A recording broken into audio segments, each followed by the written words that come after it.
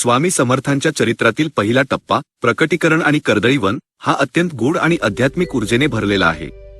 श्री स्वामी समर्थ चरित्र सारामृत, कर्दळीवन आणि दिव्य अवतार भाग 1।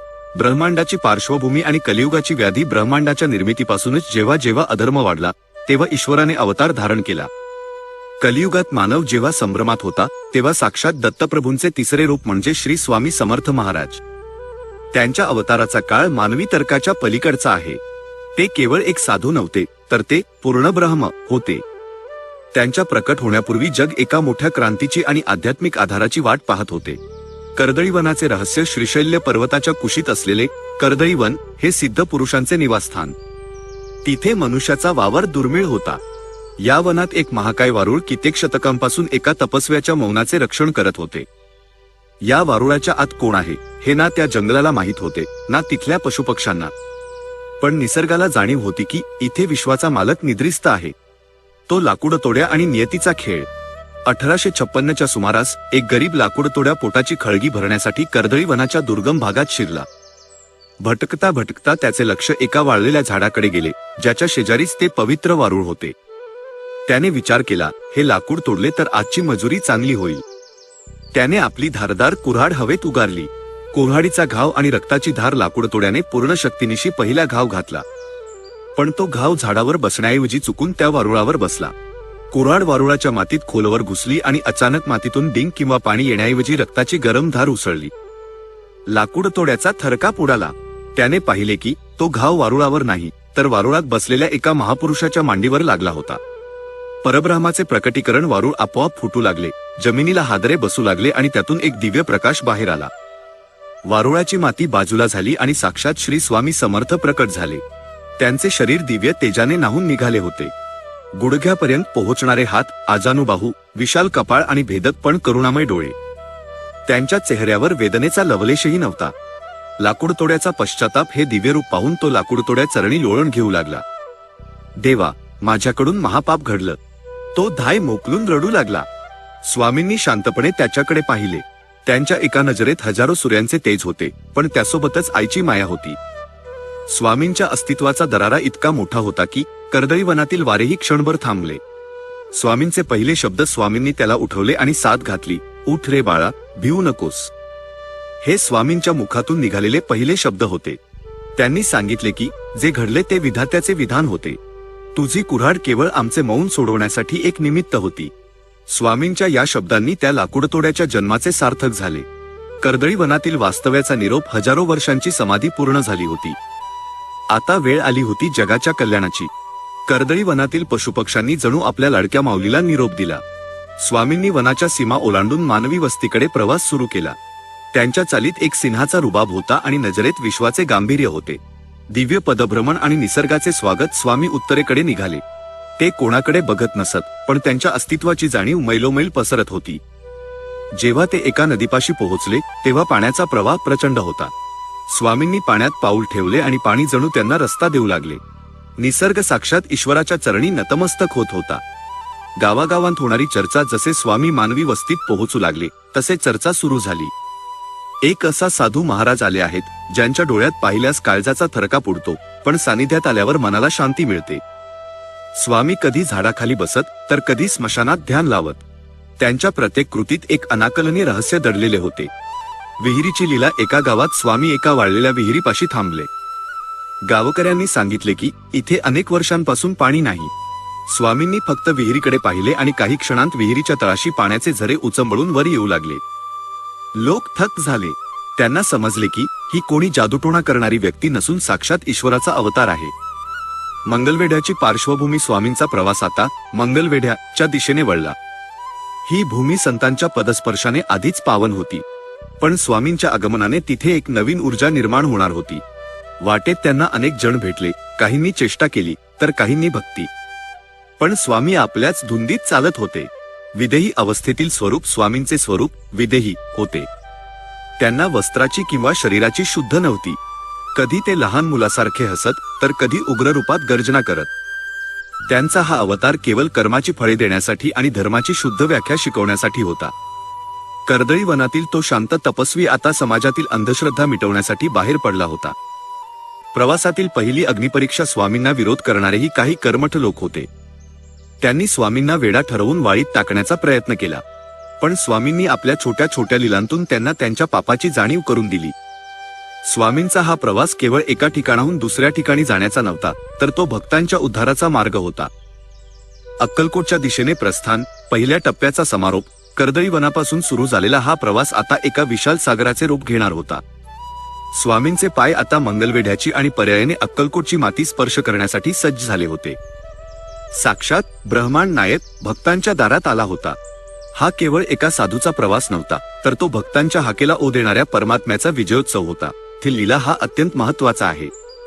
या काळात स्वामींचे दिगंबर आणि विदेही रूप प्रकर्षाने दिसून आले. श्री स्वामी समर्थ चरित्र सारामृत भाग 2. मंगलवेढा ते सोलापूर.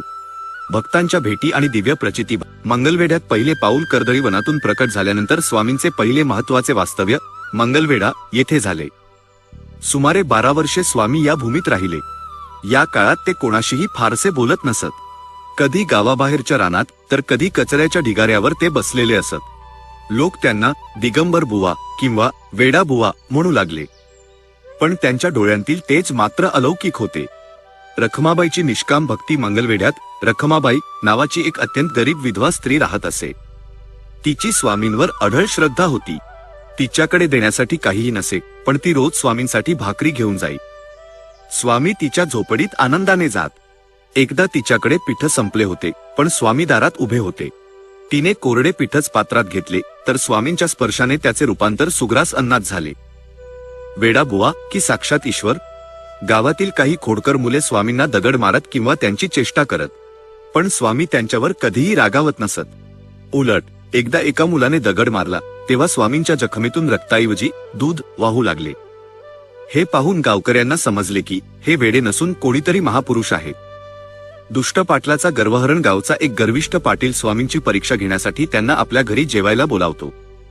तो स्वामींसमोर अतिशय कडू आणि विषारी पालेभाजी वाढतो. स्वामी ती भाजी अत्यंत आवडीने खातात, जणू ते अमृतच आहे. नंतर पाटलाला स्वतःच्या कृत्याचा पश्चात्ताप होतो, कारण त्या भाजीचा अंश पाटलाच्या जिभेला लागताच त्याला असह्य वेदना होऊ लागतात. स्वामींच्या एका नजरेनेच त्याचा गर्व उतरतो. मुक्या प्राण्यांवरील प्रेम. स्वामी केवळ मानवांवरच नाही, तर मुक्या प्राण्यांवरही तितकेच प्रेम करत. मंगलवेढ्यात असताना ते अनेकदा गायींच्या गोठ्यात जाऊन बसत. एकदा एका वाघिणीने त्यांना वनात गाठले, पण स्वामींना पाहताच ती हिंस्त्र वाघीण एखाद्या पाळीव मांजरासारखी त्यांच्या पायाशी लोळण घेऊ लागली. निसर्गातील सर्व जीव त्यांच्या पुढे नतमस्तक होते. सोलापूरच्या दिशेने प्रस्थान. मंगलवेढ्यातील कार्य पूर्ण झाल्यावर स्वामींनी सोलापूरच्या दिशेने प्रवास सुरू केला. वाटेत अनेक गावे लागली. जिथे जिथे स्वामींचे पाऊल पडले, तिथे तिथली इडा पीडा टळली. सोलापूरमध्ये स्वामींच्या आगमनाची वार्ता वाऱ्यासारखी पसरली.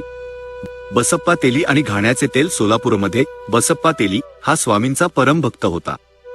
एकदा त्याच्या घाण्यात तेल संपले होते आणि बाजारात विक्रीसाठी तेल नव्हते. स्वामींनी त्याला सांगितले, घाणा फिरव, तेल येईल. बसप्पाने रिकाम्या घाण्यात पाणी ओतले आणि स्वामींच्या कृपेने त्यातून शुद्ध तेलाची धार वाहू लागली. बसप्पाला तिथेच स्वामींच्या त्रिमूर्ती रूपाचे दर्शन झाले. चिमणाजीचे असाध्य आजारपण. सोलापूरचा एक ब्राह्मण चिमणाजी अत्यंत आजारी होता. अनेक वैद्य हकीम थकले होते. स्वामींनी त्याला फक्त थोडी अंगारा विभूती दिली आणि त्याला सांगितले, उठ, तू बरा झाला आहेस.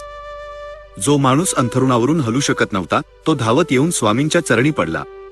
अहंकारी शास्त्र्यांची फजिती. सोलापूरमध्ये काही विद्वान शास्त्री स्वामींच्या ज्ञानाची परीक्षा घ्यायला आले. त्यांनी कठीण संस्कृत श्लोक विचारले. स्वामींनी एका साध्या मजुराला बोलावले आणि त्याच्या डोक्यावर हात ठेवला. तो मजूर अस्खलित संस्कृतमध्ये वेदांचे अर्थ सांगू लागला. हे पाहून पंडितांचे मस्तक लज्जेने झुकले. सोलापूरच्या मठाची स्थापना. स्वामींच्या वास्तव्यामुळे सोलापूर हे एक आध्यात्मिक केंद्र बनले. लोक दूरदूरवरून दर्शनाला येऊ लागले. स्वामींनी येथे अनेक भक्तांच्या कर्माचे पाश सोडवले. दुःखी माणसाला तिथे सुख मिळे आणि रोग्याला आरोग्य मिळे. पाषाण हृदयी साहेबाचा अनुभव. एक ब्रिटिश अधिकारी स्वामींना पाहायला आला. त्याला वाटले हा कोणीतरी जादूगार आहे. स्वामींनी त्याला त्याच्या खिशातले बंद पत्र वाचून दाखवले, ज्यात त्याच्या नोकरीतील संकटाबद्दल लिहिले होते. स्वामींनी त्याला उपाय सांगितला आणि काही दिवसातच त्याचे संकट टळले. तो गोरा साहेबही स्वामींचा भक्त झाला. स्वामींची विदेही अवस्था आणि आहार. स्वामींना आहाराचा कोणताही नियम नसे. कधी ते भरपूर जेवत, तर कधी अनेक दिवस काहीच खात नसत. कोणी प्रेमाने दिलेला कांदा भाकरी त्यांना 56 भोगारपेक्षा जास्त प्रिय असे. त्यांचे शरीर मानवी होते, पण त्यांच्या गरजा ईश्वरी होत्या. भक्तांची हाक आणि स्वामींची धाव. स्वामी म्हणत, जो माझी मनापासून आठवण काढेल मी त्याच्या जवळ असेन. सोलापूरच्या काळात अनेक भक्तांनी संकटात स्वामींना हाक मारली आणि स्वामींनी तिथे प्रत्यक्ष हजर राहून किंवा चमत्कार करून त्यांना वाचवले. प्रवासाचे पुढचे संकेत. सोलापूरमधील मुक्काम संपत आला होता. आता वेळ आली होती अक्कलकोटला जाण्याची, जिथे स्वामींच्या अवताराचे सर्वात मोठे कार्य होणार होते. सोलापूरकरांना स्वामींच्या विरहाचे दुःख झाले, पण स्वामींनी त्यांना आशीर्वाद देऊन शांत केले. अक्कलकोटच्या सीमेवर आगमन. 1856चा तो काळ होता. अक्कलकोटच्या वेशीवर एक तेजपुंज महापुरुष येत असल्याचे लोकांना दिसले. अक्कलकोटच्या इतिहासात एक नवीन सुवर्णपान लिहिले जाणार होते. ब्रह्मांड नायक आपल्या राजधानीत प्रवेश करत होता. पुढील पाऊल. स्वामी समर्थ चरित्र सारामृत भाग 3. अक्कलकोट आगमन आणि राजकृपा. अक्कलकोटचे वास्तव्य. मलोजी राजांचा उद्धार आणि ऐतिहासिक प्रसंग. अक्कलकोटच्या वेशीवर पहिले पाऊल. सोलापूरहून निघाल्यावर स्वामींनी अक्कलकोटच्या भूमीत प्रवेश केला. वर्ष 1856. खंडोबाच्या मंदिरात स्वामींनी मुक्काम ठोकला. अक्कलकोटचे नशीब उजळले होते. सुरुवातीला लोक त्यांना एक सामान्य दिगंबर साधू समजत होते, पण स्वामींच्या वागण्यातील तो सिंहासारखा रुबाब आणि भेदक नजर सर्वांना थक्क करत होती. मलोजीराजे भोसले यांचे स्वप्न. अक्कलकोटचे राजे मलोजीराजे भोसले यांना एका रात्री स्वप्न पडले. स्वप्नात त्यांना साक्षात दत्तप्रभूंनी दर्शन दिले आणि सांगितले की, मी तुझ्या राज्यात आलो आहे, माझी सेवा कर. राजांना जाग आली तेव्हा ते अस्वस्थ होते. त्यांनी आपल्या सेवकांना हुकूम दिला की, गावात कोणी नवीन साधू आला आहे का याचा शोध घ्या. राजा आणि गुरूंची पहिली भेट. राजसेवकांनी खंडोबा मंदिरात बसलेल्या स्वामींची माहिती राजांना दिली. मलोजी राजे स्वतः दर्शनासाठी आले. स्वामींना पाहताच राजांच्या डोळ्यातून अश्रू वाहू लागले. स्वामींनी राजाकडे पाहून एक मोठा अट्टहास केला आणि विचारले, का रे मलोजी, ओळखलंस का? राजा नतमस्तक झाला. त्याला आपल्या स्वप्नातील देव प्रत्यक्ष समोर दिसला होता. राजवाड्याचा त्याग आणि वटवृक्षाचा स्वीकार. राजे मलोजी यांनी स्वामींना राजवाड्यात राहण्याची विनंती केली, पण स्वामींनी राजवैभवाचा त्याग केला.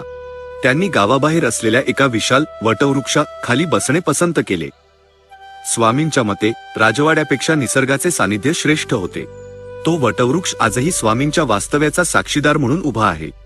राजाची परीक्षा आणि स्वामींची शिकवण. एकदा मलोजी राजांनी विचार केला की, स्वामींना सर्व काही माहीत असते का? त्यांनी स्वामींसमोर 5 बंद पेढ्या ठेवल्या. स्वामींनी स्पर्श न करताच सांगितले की, कोणत्या पेढीत विष आहे आणि कोणत्या पेढीत सोने आहे. राजा चकित झाला. स्वामी म्हणाले, राजे, ईश्वराची परीक्षा घेऊ नका, त्याच्यावर विश्वास ठेवा. खंडोबा मंदिरातील लीला. स्वामी खंडोबा मंदिरात असताना कधी कधी दिवसभर ध्यानस्थ बसत. तिथला पुजारी सुरुवातीला त्यांना वेडा समजून त्रास देत असे, पण एकदा त्याने पाहिले की स्वामींच्या शरीरातून साप निघून पुन्हा आत जात आहेत आणि स्वामींना काहीच होत नाही. पुजाऱ्याने स्वामींचे पाय धरले आणि क्षमा मागितली. भिवू नकोस, मी तुझ्या पाठीशी आहे. या मंत्राचा उगम एका संकटात सापडलेल्या भक्ताला स्वामींनी पहिल्यांदा हा धीर दिला. तो भक्त इतका घाबरला होता की त्याला आत्महत्या करावीशी वाटत होती. स्वामींनी त्याला आपल्या विशाल हाताने जवळ घेतले आणि हा दिव्य मंत्र दिला. या एका वाक्याने त्या भक्ताला नवीन जीवन मिळाले. वटवृक्षाचा दरबार. स्वामींचा दरबार वटवृक्षाखाली भरू लागला. तिथे गरीब, श्रीमंत, राजा, रंक असा कोणताही भेदभाव नसे. प्रत्येकाला तिथे समान मान मिळे. स्वामींच्या एका हाकेने रोग बरे होत आणि एका नजरेने कर्माचे पाश तुटत. वटवृक्षाच्या पारंब्याही जणू स्वामींच्या सेवेसाठी खाली झुकल्या होत्या. मलोजी राजांना पुत्रप्राप्ती. मलोजी राजांना अपत्य नव्हते, ज्यामुळे ते चिंतेत होते. स्वामींनी त्यांना आशीर्वाद दिला आणि सांगितले की, तुझ्या वंशाचा दिवा लवकरच येईल. स्वामींच्या कृपेने राजांना पुत्र झाला, ज्याचे नाव शहाजीराजे ठेवण्यात आले. राजघराणे स्वामींचे ऋणी झाले. इंग्रज रेसिडेंट आणि स्वामींचा दरारा. इंग्रज सरकारचे काही अधिकारी अक्कलकोटला येत असत. एकदा एका अधिकाऱ्याने स्वामींची थट्टा केली. स्वामींनी त्याला त्याच्या भविष्यातील एका संकटाची जाणीव करून दिली. जेव्हा ते संकट खरोखर आले, तेव्हा तो साहेब स्वतः स्वामींच्या दर्शनासाठी पळत आला. स्वामींच्या कीर्तीचा डंका इंग्रजांच्या दरबारातही वाजू लागला. अक्कलकोटची माती आणि स्वामींचे प्रेम. स्वामी अक्कलकोटच्या मातीवर खूप प्रेम करत. ते म्हणत, ही भूमी पावन आहे. ते कधी कधी मातीचा टिळा लावत. त्यांनी अक्कलकोटला केवळ एक संस्थान म्हणून नाही, तर एक भक्तीचे जागतिक केंद्र म्हणून ओळख मिळवून दिली. दरबारातील विविध भक्त. या काळात चोळप्पा, बाळप्पा यांसारखे महान भक्त स्वामींच्या सानिध्यात आले.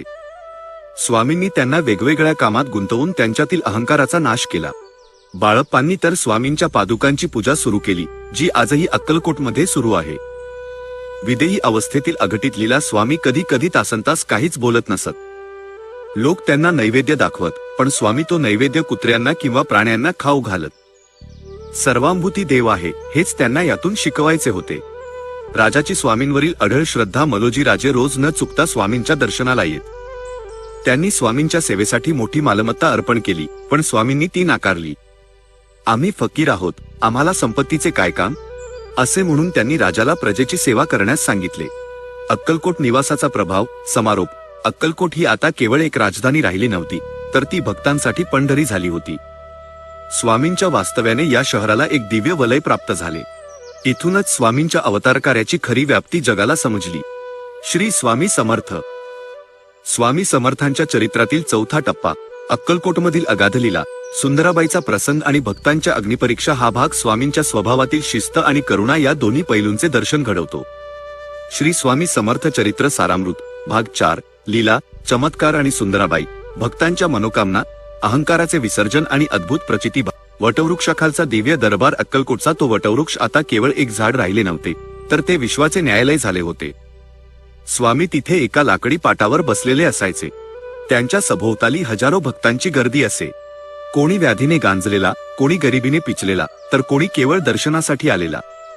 स्वामी प्रत्येकाच्या मनातले ओळखत आणि एका शब्दाने त्याचे दुःख हरण करत. सुंदराबाईचा प्रवेश. स्वामींच्या सेवेसाठी सुंदराबाई नावाची स्त्री आली. सुरुवातीला तिने अत्यंत निष्ठेने स्वामींची सेवा केली. स्वामींचे जेवण, आंघोळ आणि विश्रांतीची काळजी ती एखाद्या सावलीप्रमाणे घेऊ लागली. स्वामींनी तिला सेवेची पूर्ण मुभा दिली, पण हळूहळू या सुविधेचा तिला अहंकार झाला. भक्तीचा व्यापार आणि सुंदराबाईचा दरारा सुंदराबाईला वाटू लागले की स्वामी केवळ तिच्याच मालकीचे आहेत. तिने भक्तांना स्वामींच्या जवळ येण्यापासून रोखायला सुरुवात केली. महाराजांना भेटायचे असेल तर आधी मला काहीतरी द्यावे लागेल, असा नियम तिने स्वतःच लावला. ती गरीब भक्तांना अपमानित करून हाकलून देऊ लागली. स्वामी हे सर्व शांतपणे पाहत होते, जणू तिच्या पापाचा घडा भरण्याची ते वाट पाहत होते. गरीब म्हातारी आणि रानफळे. एकदा एक अत्यंत गरीब म्हातारी स्वामींसाठी स्वतःच्या हाताने निवडलेली रानफळे घेऊन आली. सुंदराबाईने तिला दारातच अडवले आणि तिची फळे मातीत फेकून दिली. अशी घाणेरडी फळे महाराज खात नसतात, असे म्हणून तिने त्या माऊलीला ढकलले. म्हातारी रडू लागली. त्याच क्षणी स्वामींनी सुंदराबाईच्या हातातले अन्नाचे ताट उडवून दिले आणि रागाने गर्जना केली. सुंदराबाईला मिळालेला धडा. स्वामींनी सुंदराबाईला शिक्षा दिली. तिच्या संपूर्ण अंगाला असह्य खाज सुटली. जणू हजारो विंचू तिला डंख मारत आहेत असे तिला वाटू लागले. तिने स्वामींचे पाय धरले, पण स्वामींनी पाय मागे घेतले. जोपर्यंत तू त्या माऊलीची माफी मागत नाहीस आणि तिची फळे स्वतः धुवून आम्हाला भरवत नाहीस, तोपर्यंत ही पीडा थांबणार नाही, अशी स्वामींची आज्ञा झाली. सुंदराबाईचा अहंकार तिथेच गळून पडला. सर्पदंश आणि जिवंत झालेला मुलगा मठात एकदा एका आई आपल्या बेशुद्ध मुलाला घेऊन आली. मुलाला विषारी सापाने दंश केला होता आणि वैद्यांनी त्याला मृत घोषित केले होते. ती माऊली स्वामींच्या चरणी आक्रोश करत होती. स्वामींनी जमिनीवरची माती उचलली, त्या मुलाच्या अंगावर भिरकावली आणि आज्ञा दिली, ये, ज्याचे विष दिले आहेस ते परत घे. आणि काय चमत्कार! तो मुलगा डोळे उघडून ताडकन उठून बसला. कुष्ठरोग्याची मुक्ती. एक कुष्ठरोगी मनुष्य, ज्याचे शरीर सडले होते आणि समाजातून तो वाळीत टाकला गेला होता, रांगत रांगत स्वामींकडे आला. लोक नाक दाबून दूर पळत होते, पण स्वामी स्वतः उठले आणि त्यांनी त्या रोग्याला आपल्या मिठीत घेतले. स्वामींच्या त्या स्पर्शाने त्या रोग्याचे शरीर सोन्यासारखे लख्ख झाले. खरी अशुद्धता शरीरात नाही, तर मनात असते, हा संदेश स्वामींनी जगाला दिला. भुकेलेला मुसलमान पीर. एक मुसलमान पीर स्वामींच्या परीक्षेसाठी आला. तो स्वतःला खूप मोठा सिद्ध मानत असे. स्वामींनी त्याला जवळ बोलावले आणि विचारले, भूक लागली आहे का? स्वामींनी त्याला एका विहिरीपाशी नेले. पीराने विहिरीत डोकावून पाहिले, तर त्याला तिथे साक्षात मक्का आणि मदिनेचे दर्शन झाले. तो पीर स्वामींच्या पायावर पडला आणि ओरडला, या अल्ला, तूच खरा मालक आहेस. दांभिक पंडितांचे गर्वहरण. काशीहून काही पंडित आले होते. त्यांना वाटले स्वामींना संस्कृत येत नाही. त्यांनी वेदांचा वाद उकरला. स्वामींनी मठात झाडू मारणाऱ्या एका अडाणी नोकराला बोलावले, त्याच्या डोक्यावर हात ठेवला. तो नोकर अस्खलित संस्कृतमध्ये वेदांचे असे रहस्य सांगू लागला की पंडितांचे डोके लाजेने खाली झुकले. मलोजी राजांवरील कृपा. अक्कलकोटच्या राजाला जेव्हा जेव्हा कठीण प्रसंग आले, तेव्हा स्वामींनी त्यांना योग्य दिशा दाखवली. एकदा राजाने विचारले, महाराज, तुम्ही कोण आहात? स्वामींनी स्मितहास्य केले आणि राजाला त्यांच्या जागी साक्षात श्री दत्तात्रेयांचे त्रिमूर्ती रूप दिसले. राजाने सोन्याचे ताट स्वामींच्या चरणी अर्पण केले, पण स्वामींनी ते मातीत फेकून दिले. आम्ही दिगंबर आहोत, आम्हाला सोन्याची काय गरज? स्वामींचे प्राण्यांवरील प्रेम मठात नेहमी कुत्र्यांची, गायींची गर्दी असे. स्वामी स्वतःच्या ताटातले अन्न आधी कुत्र्यांना भरवत. एकदा एका हिंस्त्र वाघाने गावात धुमाकूळ घातला होता. लोक घाबरून पळत होते, पण तो वाघ सरळ स्वामींकडे आला, त्यांच्या चरणी मस्तक टेकवले आणि शांतपणे वनात निघून गेला. बाळप्पाची अग्निपरीक्षा. स्वामींचे लाडके शिष्य बाळप्पा यांना स्वामींनी अनेकदा खडसावले, त्यांच्याकडून कष्टाची कामे करून घेतली. एकदा कडाक्याच्या उन्हात स्वामींनी त्यांना रानात पाणी आणायला पाठवले. मैलोनमैल भटकूनही पाणी मिळेना, पण बाळप्पांची श्रद्धा ढळली नाही. शेवटी स्वामींनी आपल्या काठीने जमिनीवर प्रहार केला आणि तिथे गंगेचा झरा प्रकट झाला. चोळप्पाचे घर आणि स्वामींचे वास्तव्य. चोळप्पा हा अत्यंत गरीब सेवक होता. स्वामी त्याच्या झोपडीत तासनतास बसत. चोळप्पाची पत्नी स्वामींना टोचून बोले, पण स्वामींना तिच्या हातची साधी भाकरी 56 भोगारपेक्षा जास्त प्रिय होती. स्वामींना राजवाड्यापेक्षा भक्ताची झोपडी नेहमीच जवळची वाटली. विदेही अवस्थेतील अद्भुत लीला. स्वामी कधी कधी काहीच खात नसत, तर कधी कधी मनसोक्त जेवत. कधी कधी ते भर थंडीत अंगावर वस्त्र घेत नसत, तर कधी भर उन्हात शेकोटी पेटवत. त्यांच्या या वागण्यामागे निसर्गाचे संतुलन दडलेले असायचे, जे सामान्य माणसाला समजत नसे. लीलांचे सार. समारोप. स्वामींच्या या सर्व लीलांचा एकच उद्देश होता, माणसाच्या मनातील अहंकार, मत्सर आणि लोभ काढून टाकणे. अक्कलकोटचा हा वटवृक्ष आता साक्षात वैकुंठाचे केंद्र झाला होता. पण आता हळूहळू स्वामींच्या अवतारकार्याच्या समाप्तीचे, म्हणजे महासमाधीचे संकेत मिळू लागले होते. श्री स्वामी समर्थ. आपण एक एक करून पुढे जाऊया. सुरुवात करूया टप्पा 6. पाश्चिमात्य सत्तेला चपराक, इंग्रज अधिकारी आणि स्वामींचा दरारा यापासून. पाश्चिमात्य सत्तेला चपराक, इंग्रज अधिकारी आणि स्वामींचा दरारा हा टप्पा म्हणजे केवळ चमत्कार नाही, तर भारतीय आध्यात्मिक शक्तीने पाश्चिमात्य अहंकार कसा झुकवला याची एक ऐतिहासिक साक्ष आहे. ब्रिटिश सत्तेचा माज आणि भारतीय अध्यात्म. 18व्या शतकाच्या उत्तरार्धात इंग्रजांनी भारतावर आपली पकड घट केली होती. पाश्चिमात्य शिक्षण, आधुनिक शस्त्रे आणि विज्ञानाच्या बळावर त्यांना वाटत होते की भारतीय संस्कृती म्हणजे केवळ अंधश्रद्धा आहे. अक्कलकोटसारख्या एका छोट्या संस्थानात एक दिगंबर साधू राहतो आणि लोक त्याला ब्रह्मांड नायक मानतात. ही बातमी जेव्हा इंग्रज अधिकाऱ्यांच्या कानावर गेली, तेव्हा त्यांच्यात चेष्टेचा विषय झाला. त्यांना वाटले की हा कोणीतरी सामान्य हातचलाखी करणारा माणूस आहे, जो लोकांना फसवतोय. कलेक्टर ग्रँड साहेबाचा निश्चय. त्या जिल्ह्याचा कलेक्टर असलेला ग्रँड साहेब हा शिस्तीचा आणि कडक स्वभावाचा होता. तो विज्ञानाचा कट्टर पुरस्कर्ता होता. त्याने ठरवले की तो स्वतः अक्कलकोटला जाईल आणि स्वामींच्या तथाकथित चमत्कारांचे पितळ उघडे पाडेल. त्याच्या मनात एक योजना होती. स्वामींना अशा काही प्रश्नांत किंवा प्रसंगात पकडायचे की त्यांना उत्तर देता येणार नाही आणि मग त्यांना भोंडू ठरवून अटक करायची. अक्कलकोटचा प्रवास आणि निसर्गाचे संकेत. ग्रँड साहेब आपल्या लवाजम्याचा घोड्यांवर स्वार होऊन अक्कलकोटच्या दिशेने निघाला. वाटेत हवामान अत्यंत स्वच्छ होते, पण जसा तो अक्कलकोटच्या वेशीवर पोहोचला तसे वातावरण अचानक बदलले. भर दुपारी आकाशात काळे ढग दाटून आले. साहेबाचा घोडा, जो कधीही कशाची भीती बाळगत नसे, तो अचानक एका जागी थांबला आणि पुढे जाण्यास नकार देऊ लागला. जणू काही निसर्ग साहेबाला सांगत होता की सावध व्हा, तुम्ही एका सामान्य माणसाला नाही, तर विश्वाच्या मालकाला भेटायला जात आहात. वटवृक्षाखालचा तो दिव्य देखावा. ग्रँड साहेब पायउतार होऊन मठात शिरला. समोर एक विशाल वटवृक्ष होता आणि त्याखाली एका साध्या लाकडी पाटावर स्वामी समर्थ बसलेले होते. त्यांच्या अंगावर वस्त्राचा एक तुकडाही नव्हता, पण त्यांच्या शरीरातून निघणारे तेज साहेबाचे डोळे दिपवून टाकणारे होते. साहेबाने आपली हॅट काढली नाही किंवा स्वामींना अभिवादन केले नाही. तो गर्वाने ताठ उभा राहिला. त्याच्या खिशात एक बंद पाकिट होते, जे त्याच दिवशी सकाळी मुंबईहून आले होते आणि साहेबाने ते अजून उघडलेही नव्हते. स्वामींचा पहिला प्रहार. साहेबाने काही बोलण्यापूर्वीच स्वामींनी जोरात अट्टहास केला.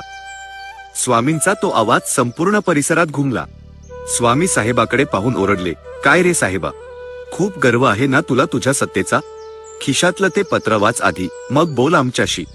ग्रँड साहेब जागीच थिजला. त्याने मनात विचार केला, मी हे पत्र कोणालाही दाखवले नाही, मी स्वतःही वाचले नाही, मग या माणसाला कसे समजले की माझ्या खिशात पत्र आहे? सस्पेन्शनची ऑर्डर आणि साहेबाची हतबलता. साहेबाने थरथरत्या हाताने खिशातले पत्र काढले आणि सील तोडून वाचू लागला. पत्रातील मजकूर वाचताच त्याचा चेहरा पांढरा फट पडला. त्याच्यावर काही भ्रष्टाचाराचे खोटे आरोप ठेवून त्याला नोकरीवरून निलंबित, सस्पेंड करण्याची ती ऑर्डर होती. साहेबाचे डोळे भरून आले. त्याची प्रतिष्ठा, त्याची नोकरी आणि त्याचे भविष्य एका क्षणात संपले होते. ज्या अहंकाराने तो आला होता तो अहंकार आता मातीत मिसळला होता. भाग 7. स्वामींची अगाध करुणा. स्वामींनी साहेबाकडे पाहिले. आता त्यांच्या नजरेत राग नव्हता तर एक अथांग करुणा होती. स्वामी म्हणाले, साहेबा, दुःखी झालास? जा, पुन्हा एकदा पत्र वाच, नीट वाच. साहेबाने विचार केला की मजकूर कसा बदलणार, पण स्वामींच्या शब्दांत एक वेगळीच शक्ती होती. त्याने पुन्हा तेच पत्र डोळ्यांसमोर धरले. अक्षरांचा चमत्कार आणि नियतीचे परिवर्तन. साहेबाने पाहिले की पत्रातील काळे शब्द आपोआप बदलत आहेत. जिथे सस्पेन्शन लिहिले होते तिथे आता प्रमोशन आणि ॲप्रिशिएशन असे शब्द उमटले होते. इतकेच नाही तर त्याला एका मोठ्या पदावर बढती देण्यात आल्याचे त्यात नमूद केले होते. ग्रँड साहेब हे पाहून वेडा झाला. विज्ञानाच्या कोणत्या नियमाने हे शक्य होते? साक्षात निसर्गाच्या आणि काळाच्या नियमांना स्वामींनी आपल्या एका शब्दाने फिरवले होते. शरणागती आणि पश्चात्ताप. ग्रँड साहेबाने आपली हॅट खाली ठेवली, आपली बंदूक बाजूला सारली आणि तो साक्षात स्वामींच्या चरणी साष्टांग नतमस्तक झाला. त्याच्या डोळ्यांतून वाहणारे अश्रू स्वामींच्या पायावर पडत होते. तो ओरडला, महाराज, मला माफ करा. मी तुम्हाला ओळखू शकलो नाही. तुम्ही केवळ साधू नाही तर तुम्ही साक्षात ईश्वर आहात. स्वामींनी त्याला उठवले नाही पण त्याच्या पाठीवर आपला मोठा हात ठेवला. त्या स्पर्शाने साहेबाच्या मनातील सर्व नकारात्मकता जळून खाक झाली. इंग्रज रेसिडेंट आणि बंदुकीचा तो प्रसंग. दुसऱ्या एका घटनेत एक वरिष्ठ इंग्रज लष्करी अधिकारी स्वामींना, लोकांना भ्रमित करणारा ठरवून त्यांना अटक करण्यासाठी आला होता. त्याने स्वामींवर आपली बंदूक रोखली. अक्कलकोटचे लोक आणि मलोजी राजे भीतीपोटी थरथर कापू लागले. स्वामी मात्र शांत बसून राहिले. त्या अधिकाऱ्याने ट्रिगर दाबला पण गोळी सुटली नाही. त्याने पुन्हा पुन्हा प्रयत्न केला पण प्रत्येक वेळी बंदूक निकामी झाली. धातूची ईश्वराशी निष्ठा. स्वामी त्या अधिकाऱ्याकडे पाहून हसले आणि म्हणाले, तुझी बंदूक सुद्धा ओळखते की मी कोण आहे, पण तुला अजून समजले नाही. त्या अधिकाऱ्याने आपली बंदूक तपासून पाहिली. ती एकदम सुस्थितीत होती पण स्वामींसमोर ती साध्या लाकडासारखी झाली होती. निसर्गातील जड वस्तू देखील स्वामींच्या संमतीशिवाय कार्य करू शकत नव्हत्या हे त्या इंग्रज अधिकाऱ्याला समजले आणि तोही स्वामींचा दास झाला. अक्कलकोटची कीर्ती. सातासमुद्रापार. या घटनांनंतर अक्कलकोटच्या स्वामींचा दरारा इंग्रज छावण्यांमध्ये पसरला. मुंबई, पुणे आणि थेट लंडनच्या वर्तमानपत्रांत स्वामींच्या चमत्कारांच्या चर्चा होऊ लागल्या. अनेक युरोपियन लोक भारतात आले की अक्कलकोटला भेट देणे भाग समजू लागले. स्वामींनी हे सिद्ध केले की अध्यात्म हे विज्ञानाच्या पुढे जिथे संपते तिथे सुरू होते. गरिबांचा वाली. साहेबाला मिळालेला उपदेश. स्वामींनी ग्रँड साहेबाला जाताना एकच उपदेश दिला, तुला ही सत्ता देवाने गरिबांची सेवा करण्यासाठी दिली आहे.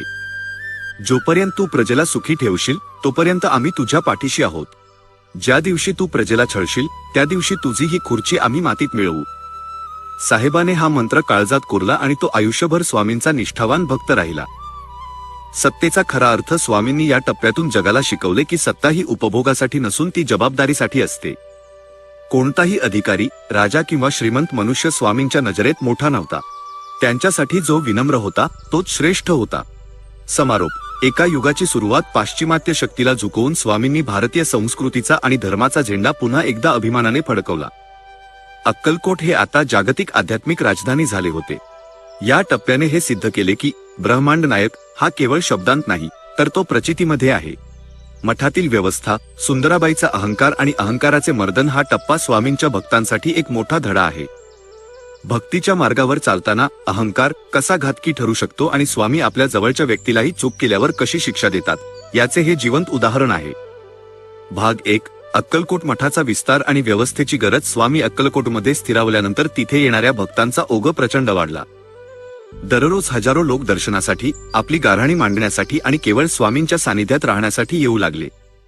राजवाड्याकडून आणि श्रीमंत व्यापाऱ्यांकडून मोठी रसद आणि दक्षिणा येऊ लागली. या सर्वांचे नियोजन करण्यासाठी आणि स्वामींच्या दैनंदिन गरजा, उदा, स्नान, भोजन, विसावा पूर्ण करण्यासाठी एका खंबीर व्यवस्थेची गरज भासू लागली. याच काळात सुंदराबाई नावाची एक स्त्री स्वामींच्या सेवेत दाखल झाली. सुंदराबाईची सुरुवातीची निष्काम सेवा. सुंदराबाई मूळची कर्नाटकातील होती. ती स्वभावाने अत्यंत तत्पर आणि कष्टाळू होती. तिने सुरुवातीच्या काळात स्वामींची सेवा साक्षात परमेश्वराची सेवा मानून केली. स्वामींची आंघोळ, त्यांच्या वस्त्रांची स्वच्छता आणि त्यांच्या आवडीचे पदार्थ बनवणे यात ती स्वतःला विसरून जायची. स्वामी देखील तिची सेवा स्वीकारू लागले कारण तिची कामातील शिस्त वाखाणण्याजोगी होती. मठातील इतर सेवकांपेक्षा सुंदराबाई अधिक प्रभावशाली ठरू लागली. अधिकाराचा मोह आणि अहंकाराचा जन्म स्वामींच्या इतक्या जवळ राहण्याचे भाग्य मिळाल्यामुळे सुंदराबाईच्या मनात हळूहळू पालट होऊ लागला. तिला वाटू लागले की स्वामी केवळ माझ्याच शब्दाला मान देतात आणि मी नसेन तर स्वामींचे काहीच चालणार नाही. या विचाराने तिच्या मनात अहंकाराचे बी पेरले गेले. तिने स्वतःला मठाची मालकीण समजायला सुरुवात केली. स्वामी हे सर्व अंतर्यामी जाणून होते, पण ते केवळ एका मोठ्या धड्याची योग्य वेळ येण्याची वाट पाहत होते. भक्तीचा व्यापार आणि भक्तांची अडवणूक सुंदराबाईने आता मठात स्वतःचे नियम लावायला सुरुवात केली. जो भक्त स्वामींना भेटायला यायचा त्याला आधी सुंदराबाईच्या दरबारातून पार व्हावे लागायचे. तिने दर्शनासाठी दक्षिणा अनिवार्य केली. ज्या भक्तांकडे पैसे किंवा मौल्यवान वस्तू नसत त्यांना ती स्वामींच्या जवळही फिरकू देत नसे. महाराज झोपले आहेत, महाराज रागात आहेत अशी खोटी कारणे देऊन ती गरीब भक्तांना ताटकळत ठेवायची किंवा हाकलून द्यायची. चोळप्पा आणि निष्ठावान सेवकांचा अपमान स्वामींचे जुने आणि अत्यंत निष्ठावान भक्त चोळप्पा, बाळप्पा यांनाही सुंदराबाईने छळायला सुरुवात केली. त्यांच्या भक्तीमध्ये अडथळे निर्माण केले. चोळप्पांनी स्वामींना आपल्या घरात आश्रय दिला होता, पण सुंदराबाईच्या वाढत्या दहशतीमुळे त्यांनाही मठात वावरणे कठीण झाले. मठातील वातावरण आता आध्यात्मिक न राहता राजकीय आणि स्वार्थी होऊ लागले होते. गरीब भक्ताची आर्त हाक आणि सुंदराबाईचे क्रौर्य. एकदा एक अत्यंत गरीब वृद्ध भक्त लांबून चालत स्वामींच्या दर्शनासाठी आला होता. त्याच्याकडे स्वामींना अर्पण करण्यासाठी काहीच नव्हते, फक्त मनात भक्ती होती. त्याने सुंदराबाईला विनंती केली की मला फक्त एकदा लांबून महाराजांचे दर्शन घेऊ दे. सुंदराबाईने त्याला अत्यंत तुच्छतेने वागवले. तिने त्या वृद्धाला धक्के देऊन मठाबाहेर काढले. तो भक्त डोळ्यात पाणी घेऊन बाहेर उभा राहिला. स्वामींनी हे सर्व वटवृक्षाखाली बसून पाहिले आणि त्यांच्या डोळ्यात एक उग्र चमक आली. स्वामींचा रुद्रावतार आणि जेवणाचे ताट. दुपारची वेळ होती.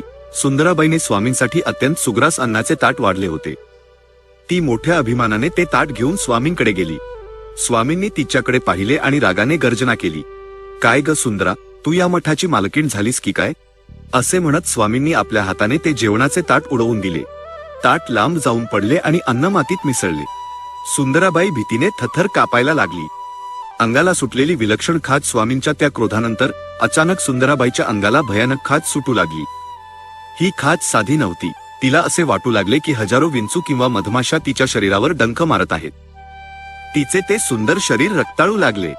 तिने स्वतःला ओरबाडून घेतले, पण खाज थांबण्याचे नाव घेत नव्हती. तिने अनेक औषधे लावली, पण स्वामींच्या प्रकोपापुढे वैद्यांची मात्रा चालेना. पश्चात्तापाची सुरुवात आणि स्वामींचे मौन शिक्षा भोगत असताना सुंदराबाईला आपल्या चुका आठवू लागल्या. तिला जाणीव झाली की तिने भक्तांना दिलेला त्रास आणि पैशांचा केलेला लोभ आज तिला नडत आहे. ती स्वामींच्या चरणी जाऊन पडली. महाराज, मला वाचवा, मला माफ करा. पण स्वामींनी तिची तक्रार ऐकली नाही. ते मौन पाळून शून्यात पाहत राहिले. ज्या सुंदराबाईचा शब्द मठात चालत होता तिला आता स्वतःच्या अस्तित्वाची भीती वाटू लागली. गरीब म्हातारी आणि रानफळांचा प्रसंग. याच काळात मठात एक गरीब म्हातारी आली होती, जिने स्वामींसाठी रानातून निवडलेली काही छोटी फळे, कावळी किंवा बोरे आणली होती. सुंदराबाईने तिलाही आधी अपमानित केले होते. स्वामींनी सुंदराबाईला आज्ञा दिली, जोपर्यंत तू त्या माऊलीचे पाय धरून माफी मागत नाहीस आणि तिने आणलेली फळे स्वच्छ करून आम्हाला भरवत नाहीस, तोपर्यंत तुझे हे दुःख संपणार नाही. अहंकाराचा संपूर्ण नाश. सुंदराबाईला नाईलाजाने त्या गरीब म्हातारीचे पाय धरावे लागले. सर्वांच्या देखत मठाची मालकीण एका गरीब स्त्रीसमोर झुकली. तिने ती मातीत पडलेली फळे उचलली, आपल्या पदराने पुसली आणि रडत रडत स्वामींना भरवली. ज्या क्षणी तिने तो अहंकाराचा त्याग केला त्याच क्षणी तिच्या शरीरातील ती जळजळ आणि खाज थांबली. स्वामींनी तिला दाखवून दिले की त्यांच्या दरबारात भक्ती मोठी आहे, सत्ता नाही. मठाबाहेर जाण्याचा आदेश सुंदराबाईला धडा तर मिळाला होता, पण स्वामींना मठातील शुद्धता कायम राखायची होती. त्यांनी काही काळानंतर सुंदराबाईला मठातून बाहेर जाण्याचा आदेश दिला. तिला खूप दुःख झाले, पण तिला कळून चुकले होते की ईश्वराच्या कामात स्वतःचा स्वार्थ आणला की देव दुरावतो. सुंदराबाई गेल्यावर मठातील वातावरण पुन्हा एकदा पवित्र आणि शांत झाले. व्यवस्थेचे नवीन स्वरूप. बाळप्पांची जबाबदारी. सुंदराबाईनंतर मठाची व्यवस्था बाळप्पा या निष्ठावान शिष्याकडे आली. बाळप्पांनी स्वामींची सेवा करताना कधीही अहंकाराला स्पर्श करू दिला नाही. त्यांनी भक्तांची सेवा हीच स्वामींची सेवा मानली. स्वामींनी त्यांच्या माध्यमातून जगाला दाखवले की व्यवस्था कशी असावी, ज्यात पारदर्शकता, नम्रता आणि केवळ भक्ती असावी. या टप्प्यातील आध्यात्मिक बोध. स्वामींनी सुंदराबाईच्या या संपूर्ण प्रसंगातून भक्तांना शिकवले की मीपणा हा भक्तीतील सर्वात मोठा अडथळा आहे. जोपर्यंत तुम्ही स्वतःला श्रेष्ठ समजता तोपर्यंत परमात्मा तुमच्यापासून दूर राहतो. जसे तुम्ही शून्याकडे जाता तसे तुम्ही स्वामींच्या जवळ येता. सेवा ही सेवेसाठी असावी, उपभोगासाठी नाही. समारोप. मठाचे पावित्र्य. सुंदराबाईच्या अहंकाराचे मर्दन केल्यानंतर अक्कलकोटचा मठ खऱ्या अर्थाने भक्तीचे धाम झाला. आजही अक्कलकोटमध्ये जाताना भक्तांना हीच नम्रता आणि श्रद्धा बाळगावी लागते. स्वामींच्या चरणी झुकताना डोक्यातील मुकुट, अहंकार बाहेर काढूनच जावे लागते.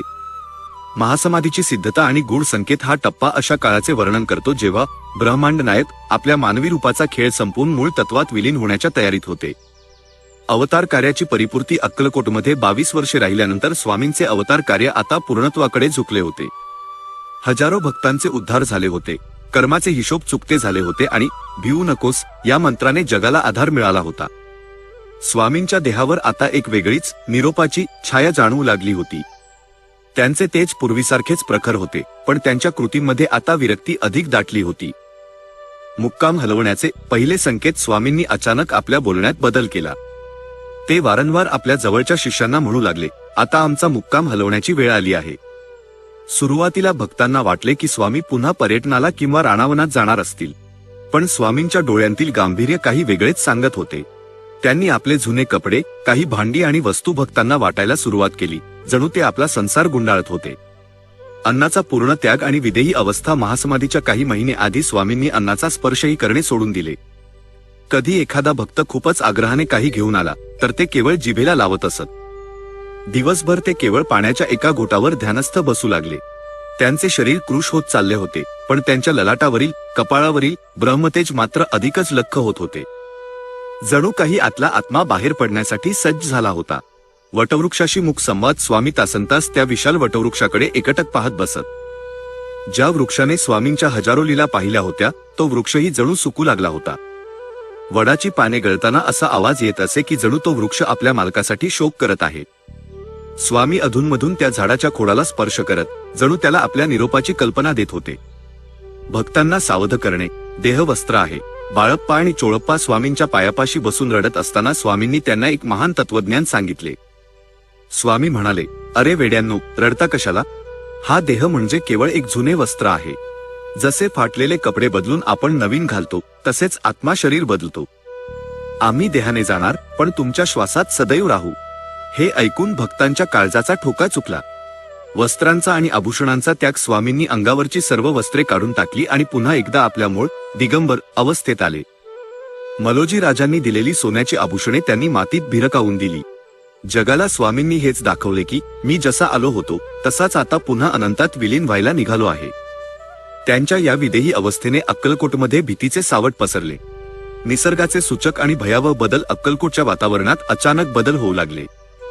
दुपारी कडक ऊन असतानाही विजा कडाडू लागल्या. गावातील पाळीव प्राणी, गाई, कुत्री अस्वस्थ झाले. ते मठाच्या दिशेने बघून केविलवाणे आवाज काढू लागले. निसर्ग जणू ओरडून सांगत होता की विश्वाचा रक्षणकर्ता आता आपली कवच उतरवून ठेवत आहे. बाळप्पांना पादुका, प्रसादाचे दान. स्वामींनी आपले लाडके शिष्य बाळप्पा यांना जवळ बोलावले. आपल्या पायातील लाकडी पादुका त्यांनी बाळप्पांच्या हातात दिल्या. स्वामींनी आदेश दिला, यांची नीट पूजा कर. जो या पादुकांच्या चरणी नतमस्तक होईल त्याला आमचे साक्षात दर्शन घडेल. पादुका देताना स्वामींच्या डोळ्यांत एक प्रकारची तृप्ती होती, जणू त्यांनी आपला वारसा योग्य हातात सोपवला होता. मलोजी राजांना दिलेला अंतिम उपदेश. राजा मलोजी भोसले जेव्हा दर्शनासाठी आले तेव्हा स्वामींनी त्यांना राजधर्माचा उपदेश केला. राजे, हे राज्य आमचे आहे, तुम्ही केवळ त्याचे सांभाळ करणारे आहात. प्रजेला सुखी ठेवा, अनाथांना आधार द्या. जेव्हा कधी संकटात सापडाल तेव्हा वटवृक्षाकडे या, आम्ही तुम्हाला मार्ग दाखवू. राजांनी स्वामींचे पाय धरून हंबरडा फोडला. शरीराची व्याधी आणि भक्तांचे दुःख. स्वामींच्या शरीराला आता प्रखर ज्वराने, तापाने ग्रासले होते. पण स्वामींना त्या वेदनांचे काहीच सोयरसूतक नव्हते.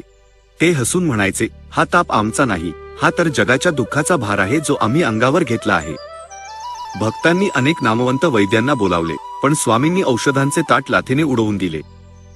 भिवू नकोस मंत्राचे पुनरुच्चारण. भक्तांच्या चेहऱ्यावरील भीती पाहून स्वामींनी पुन्हा एकदा आपली धीरगंभीर गर्जना केली. भिवू नकोस, मी तुझ्या पाठीशी आहे. हे केवळ वाक्य नव्हते, तर ते देह सोडल्यानंतरही भक्तांसोबत राहण्याचे स्वामींचे अभयवचन होते. आजही या मंत्राच्या जोरावर लाखो भक्त संकटांशी लढत आहेत. जागेची निवड. चोळप्पाचा मठ. स्वामींनी स्वतःच आपल्या समाधीची जागा निश्चित केली. चोळप्पाच्या मठातील एका विशिष्ट कोपऱ्याकडे बोट दाखवून त्यांनी सांगितले, आमची ही जागा आहे. इथेच आमचे देऊळ उभे राहील. ज्या जागेवर स्वामी तासनतास बसून भक्तांचे प्रश्न सोडवायचे, तीच जागा आता चिरंतन विश्रांतीसाठी निवडली गेली होती. विरक्तीचा परमोच्च बिंदू महासमाधीच्या काही दिवस आधी स्वामींनी मौन धारण केले. ते कोणाशीही बोलत नसत, फक्त त्यांच्या नजरेने भक्तांशी संवाद साधत. त्यांच्या त्या एका नजरेत भक्तांना आपल्या जन्माजन्मांतरीचे उत्तर मिळत असे. स्वामींनी जगाशी असलेले सर्व बाह्य संबंध आता तोडले होते. शेवटच्या दर्शनासाठी अलोट गर्दी ही बातमी वाऱ्यासारखी पसरली की स्वामी आता आपल्याला सोडून जाणार आहेत. संपूर्ण भारतातून लोक अक्कलकोटच्या दिशेने धावू लागले. रेल्वे गाड्या, बैलगाड्या भरभरून लोक येत होते. अक्कलकोटच्या गल्लीत पाय ठेवायला जागा नव्हती. प्रत्येक जण आपल्या माऊलीचे शेवटचे दर्शन घेण्यासाठी व्याकुळ झाला होता. समारोप. एका युगाच्या समाप्तीची पूर्वसंध्या. 17 एप्रिल 1878 ची रात्र झाली होती. स्वामींनी आपले डोळे मिटले होते आणि ते दीर्घ ध्यानात गेले होते. चोळप्पा आणि बाळप्पा स्वामींचे पाय चेपत असताना त्यांना जाणीव झाली की स्वामींच्या शरीरातील उष्णता आता हळूहळू मस्तकाच्या ब्रह्मरंध्राच्या दिशेने सरकत आहे. उद्याचा सूर्य अक्कलकोटसाठी काय घेऊन येणार आहे याची कल्पना कोणालाच नव्हती. स्वामी समर्थांच्या चरित्रातील सर्वात हृदयद्रावक आणि तितकाच दिव्य टप्पा म्हणजे महासमाधी सोहळा, 18 एप्रिल 1878. हा टप्पा वाचताना डोळ्यांत पाणी आणि मनात भक्तीचा ओलावा आल्याशिवाय राहत नाही. महासमाधी सोहळा, 18 एप्रिल 1878. हा टप्पा त्या महान प्रकाशाचे वर्णन करतो ज्याने मानवी रूप सोडून ब्रह्मांड व्यापले. 18 एप्रिल 1878 चैत्र वद्य त्रयोदशीचा तो दिवस अक्कलकोटच्या इतिहासात कायमचा कोरला गेला. चैत्र वद्य त्रयोदशीची ती पहाट. 18 एप्रिल 1878 मंगळवारचा दिवस उजाडला. अक्कलकोटमध्ये आजची पहाट नेहमीसारखी नव्हती. वातावरणात एक प्रकारची उदासीनता आणि गूढ शांतता होती. सूर्य उगवला खरा, पण त्याचे तेज काहीसे झाकोळलेले वाटत होते. स्वामी समर्थांच्या वास्तव्यामुळे चैतन्याने सळसळणारा मठ आज जणू श्वास रोखून धरून उभा होता.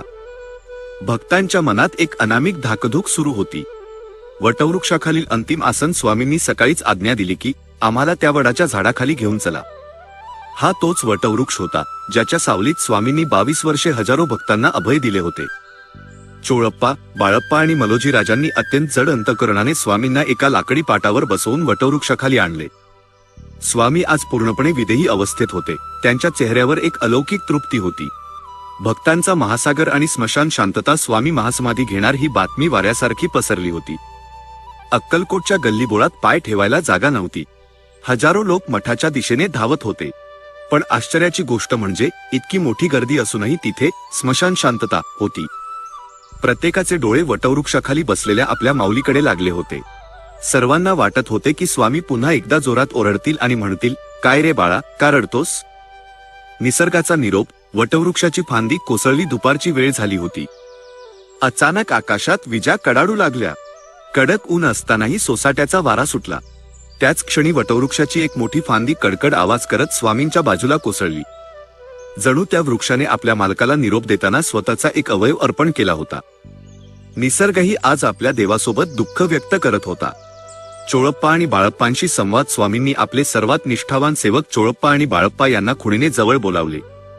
दोघेही धाय मोकलून रडत होते. स्वामींनी अत्यंत क्षीण पण स्पष्ट आवाजात सांगितले, वेड्यांनो, देह जातोय, मी नाही. जो माझी मनापासून आठवण काढेल त्याच्यासाठी मी सदैव हजर असेन. आमचे अस्तित्व या वटवृक्षात आणि तुमच्या विश्वासात कायम असेल. अंतिम ओम कार नाद. दुपारचे 4 वाजायला आले होते.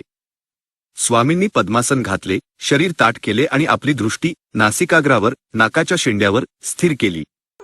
त्यांनी एक दीर्घ श्वास घेतला आणि त्यांच्या मुखातून अत्यंत सूक्ष्म पण प्रभावशाली काराचा नाद बाहेर पडला. हा नाद जणू ब्रह्मांडातील मूळ ध्वनीशी एकरूप होण्यासाठी निघाला होता. ब्रह्मरंध्रातून तेजाचे विसर्जन. ज्या क्षणी स्वामींनी कार उच्चारला त्याच क्षणी त्यांच्या मस्तकातील ब्रह्मरंध्रातून एक लख्ख निळसर प्रकाशाचा झोत बाहेर पडला. हा प्रकाश इतका प्रखर होता की उपस्थित असलेल्या भक्तांचे डोळे दिपले. तो प्रकाशाचा झोत सरळ आकाशाच्या दिशेने गेला आणि अवकाशात विलीन झाला. ब्रह्मांड नायकाने आपले मानवी कार्य पूर्ण करून देह विसर्जित केला होता. अक्कलकोटचा हंबरडा. स्वामी गेले, आमची माऊली आम्हाला सोडून गेली. या एका आवाजाने संपूर्ण अक्कलकोट हादरले. लहान मुलांपासून वृद्धांपर्यंत प्रत्येक जण ढसाढसा रडू लागला. तो आक्रोश इतका हृदयद्रावक होता की दगड मातीलाही पाझर फुटला असावा. मलोजी राजे भोसले अनवाणी पायाने मठात धावत आले आणि स्वामींच्या चरणांवर डोके टेकवून आक्रोश करू लागले. पार्थिव देहाचे दर्शन स्वामींचा देह आता शांत होता. त्यांच्या चेहऱ्यावर आजही तेच स्मितहास्य होते, जणू ते केवळ गाढ झोपेत आहेत. भक्तांनी रांगा लावून आपल्या लाडक्या देवाचे शेवटचे दर्शन घेतले. प्रत्येकाला स्वामींच्या शरीरातून आजही चंदनाचा आणि अष्टगंधाचा दिव्य सुगंध येत होता. रथाची सजवलेली मिरवणूक मलोजी राजांनी स्वामींच्या पार्थिव देहासाठी एक भव्य रथ सजवला. फुलांनी मढवलेल्या या रथावर स्वामींना बसवण्यात आले. अक्कलकोटच्या मुख्य रस्त्यावरून स्वामींची ही अंतिम यात्रा निघाली. घराघरातून लोक रथावर पुष्पवृष्टी करत होते, पण सर्वांच्या डोळ्यांतून अश्रूंच्या धारा वाहत होत्या. समाधी विधी. चोळप्पाचा मठ. स्वामींनी आधीच सांगितल्याप्रमाणे त्यांची समाधी चोळप्पाच्या मठात तयार करण्यात आली होती. शास्त्रोक्त मंत्रोच्चारात स्वामींच्या देहाला त्या समाधीच्या विवरात बसवण्यात आले. भक्तांनी अत्यंत जड अंतकरणाने स्वामींच्या चरणांवर शेवटची फुले आणि मुठभर माती अर्पण केली. समाधीनंतरची पहिली प्रचिती समाधी दिल्यानंतर काही तासातच चोळप्पाला स्वामींचा आवाज ऐकू आला. काय रे चोळप्पा, एवढ्यात विसरलास का? आम्ही कुठे गेलोय? आम्ही तर इथेच आहोत. ही पहिली मोठी प्रचिती होती की स्वामी देहाने गेले असले तरी आत्मरूपाने आजही भक्तांच्या पाठीशी आहेत. पोरके अक्कलकोट. स्वामींच्या जाण्याने अक्कलकोट आज खऱ्या अर्थाने पोरके झाले होते. मठातील ती कुत्री ज्यांना स्वामी स्वहस्ते भाकरी भरवत, ती आज अन्नाला स्पर्श करत नव्हती. वटवृक्षावरील पक्ष्यांचा चिवचिवाटही थांबला होता. जणू संपूर्ण सृष्टी मौन पाळून आपल्या मालकाला वंदन करत होती. चिरंतन अभयवचन. स्वामींनी देह सोडला असला तरी त्यांनी जाताना जगाला सर्वात मोठे शस्त्र दिले होते. भिवू नकोस, मी तुझ्या पाठीशी आहे. या मंत्राचा जयघोष अक्कलकोटच्या हवेत कायमचा कोरला गेला.